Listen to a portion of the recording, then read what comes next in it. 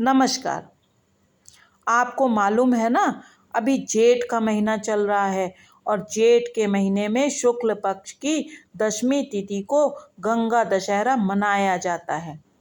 इस वर्ष यह 9 और 10 तारीख को मनाया जाएगा।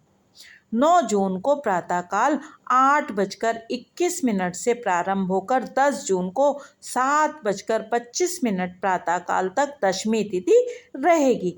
जो लोग उदया तिथि को मानते हैं, यानी कि जब भगवान सूर्य का उदय हो रहा हो, उस तिथि को मानते हैं, वो लोग गंगा दशहरा 10 तारीख को मनाएंगे। लेकिन क्या आपको मालूम है कि हम लोग गंगा दशहरा क्यों मनाते हैं? क्योंकि इस दिन गंगा मैया का पृथ्वी पर अवतरण हुआ था। पर कैसे हुआ था अवतरण, और उसके पहले गंगा मैया कहाँ रहती थी? चलिए आज हम आपको ये सब बताते हैं।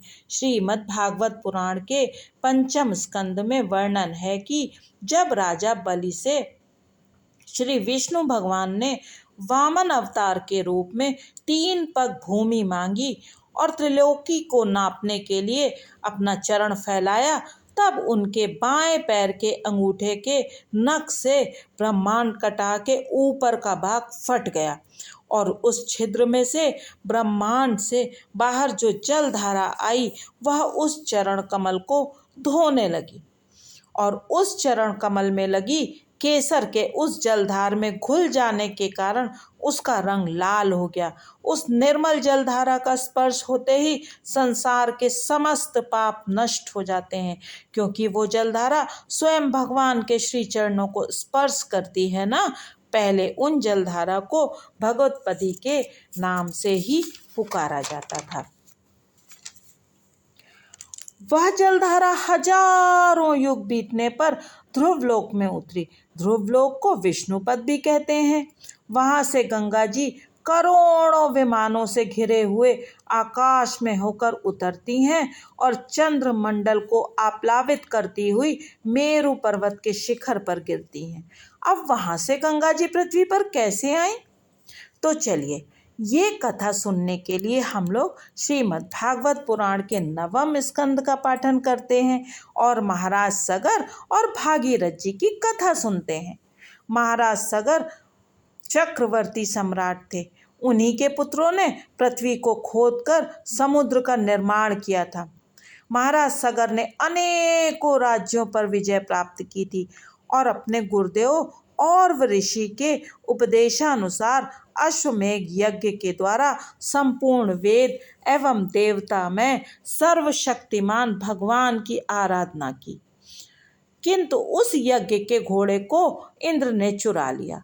अपने पिता की आज्ञा से महाराज सगर के पुत्रों ने यज्ञ के घोड़े को ढूंढने के लिए सारी पृथ्वी छान डाली।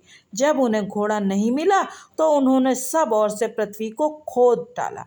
खोदते खोदते उन्हें पूर्व और उत्तर के कोने पर कपिल मुनि के आश्रम में घोड़ा दिखाई दिया। उसे देखकर वे 60,000 राजकुमार कपिल मुनि को घोड़ा चुराने वाला मानकर उनकी हत्या करने को दौड़े। कपिल मुनि तपस्या में लीन थे। कोलाहल सुनकर उन्होंने अपने नेत्र खोले और मुनि का अपमान करने के कारण उन 60,000 राजकुमारों के शरीर अग्नि से जलकर उसी समय राख हो गए। सगर के यह सभी पुत्र महारानी सुमति के गर्भ से उत्पन्न हुए थे। सगर की दूसरी पत्नी के असमंजस नामक पुत्र हुआ और उनके पुत्र थे अंशुमान। अंशुमान ने अपने बाबा सगर की आज्ञा से अपने चाचाओं की खोज की और समुद्र के किनारे यज्ञ के घोड़े के पास उन सब की राख देखी। वहीं पर कपिल मुनि तपस्या में लीन थे। अंशुमान ने विनीत भाव से उनकी पूजा अर्चना की और हाथ जोड़कर उनकी स्तुति की। तब कपिल मुनि ने अंशुमान पर प्रसन्न होते हुए उन्हें वह घोड़ा ले जाने की आज्ञा दी और कहा कि उनके चाचाओं का उद्धार केवल गंगा जल से होगा और कोई दूसरा उपाय नहीं है। तब अंशुमान ने कपिल मुनि की परिक्रमा की और उन्हें विनीत भाव से प्रणाम किया और घोड़ा वापस ले आए। महाराज सगर ने अपने यज्ञ की विधि पूरी की। अंशुमान ने गंगा जी को पृथ्वी पर लाने के लिए बहुत तपस्या की, किंतु वे सफल नहीं हुए। फिर उनके पुत्र दिलीप ने भी घोर तपस्या की, किंतु उन्हें भी निराशा ही हाथ आई। दिलीप के पुत्र भागीरथ ने भी बहुत तपस्या की। हजारों वर्ष की तपस्या के बाद गंगा जी ने उन्हें दर्शन दिए और कहा, मैं मृत्युलोक में आने को तैयार हूँ, किंतु मेरे वेग को धारण कौन करेगा? यदि मेरे वेग को धारण करने वाला कोई नहीं होगा तो मैं रसातल में चली जाऊंगी। इसके अतिरिक्त पृथ्वी पर लोग मुझ में अपने पाप धोएंगे, तब मैं अपने पाप कहाँ धोऊंगी?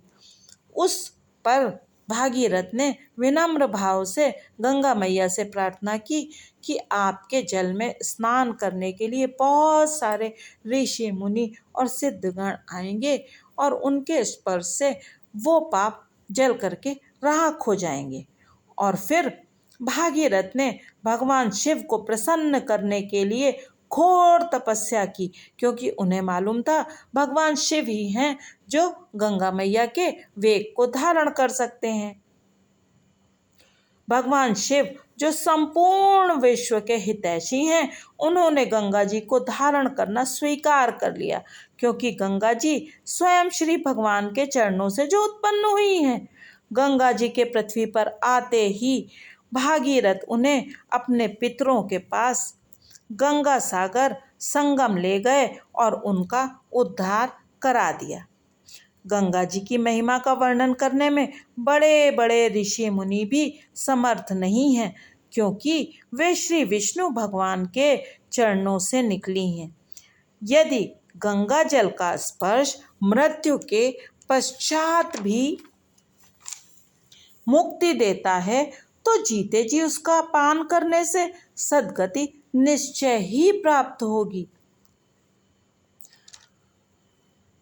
गंगा जी की ये कहानी आप लोगों ने सुन ली, और गंगा जी की महिमा का वर्णन करने में तो कोई भी समर्थ नहीं है। गंगा दशहरा को गंगा जी में स्नान करना चाहिए और उनका पूजन भी करना चाहिए। यदि ऐसा संभव ना हो पाए तो क्या करें? तो किसी भी तीर्थ, नदी या सरोवर में स्नान करना चाहिए। अगर ये भी संभव ना हो पाए तो क्या करें? तो फिर आप अपने घर पर अपने नहाने के जल में थोड़ा सा गंगा जल डालकर स्नान करें और माँ गंगा का ध्यान करें और उनका पूजन करें। इस दिन दान का भी बहुत महत्व है। इस दिन आम, जल, खरबूजा, लीची, मिष्ठान, शरबत आदि तथा अनेक अन्न, वस्त्र, फलों का दान भी बहुत उत्तम माना गया है।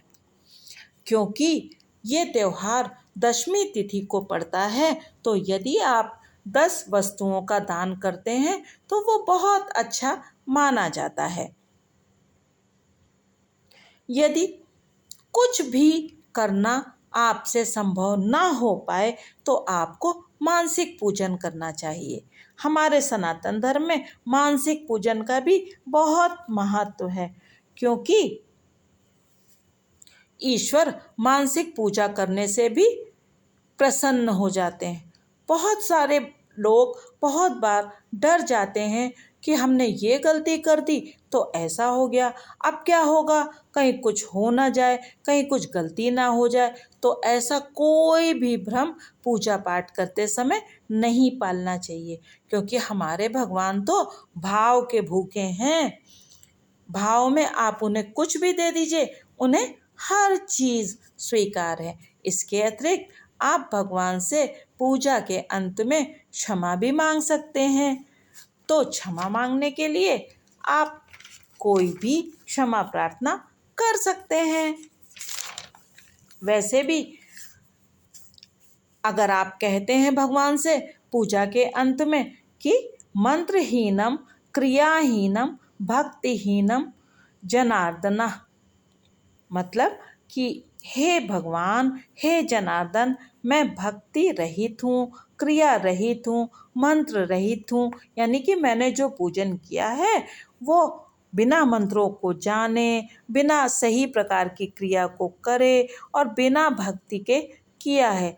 लेकिन हे जनार्दन, मेरी भूलों को क्षमा करिएगा और मेरी इस पूजा और मेरे कर्मों को परिपूर्ण मानकर मुझ पर कृपा करिएगा और मेरा उद्धार करिएगा।